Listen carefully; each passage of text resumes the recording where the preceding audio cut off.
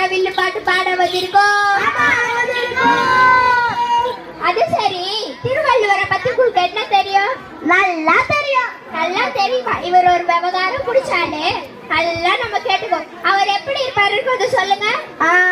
மண்டையில கண்ட வச்சிருப்பாரு. சரிதான். முகத்துல தாடி வச்சிருப்பாரு. சரிதான். கையில கலசம் வச்சுக்கிட்டு ஊர் ஊரா பாடிக்கிட்டு வருவாரு. என்ன கையில கலசம் வச்சுக்கிட்டு ஊர் ஊரா பாடிக்கிட்டு வருவாரா? என்ன பாட்டு பாடுவாரு? உலகம் சமநிலை பெற வேண்டும், உயர்வு தாழ்வில் ஆநிலை வேண்டும். உலகம் சமநிலை பெற வேண்டும், உயர்வு தாழ்வில் ஆநிலை வேண்டும். நினைச்ச இப்படிதான் ஏதாவது சொல்லுவீங்கன்னு தாடி வச்சிருக்காரு காரணத்தால் அகத்தியருக்கும் திருவள்ளுவருக்கும் வித்தியாசம் தெரியாம போச்சு உங்களுக்கு. நானே சொல்றேன், நம்ம திருவள்ளுவர் எப்படிப்பட்டவர் தெரியுமா? எப்படிப்பட்டவர்? அறநெறியை எடுத்துரைக்கும் போது மறையை தந்தவரா.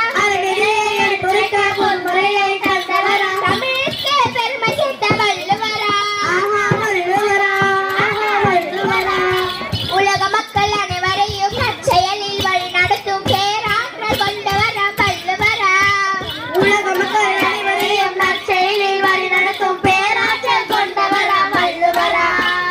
வள்ளுவரா. இப்படிப்பட்டவரா நம்ம திருவள்ளுவர்? அக்கா, வள்ளுவர் எப்ப பிறந்தார்னு சொல்லலையே. சொல்றேன் கேளு. நம்ம திருவள்ளுவர் கிமு 31வது நூற்றாண்டில் பிறந்தார் என்று ஆய்வாளர்கள் சொல்லியிருக்காங்க.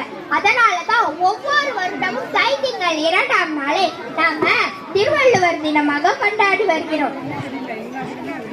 அக்கா, திருவள்ளுவரை பற்றி இவ்வளோ விஷயங்களும் சொல்லி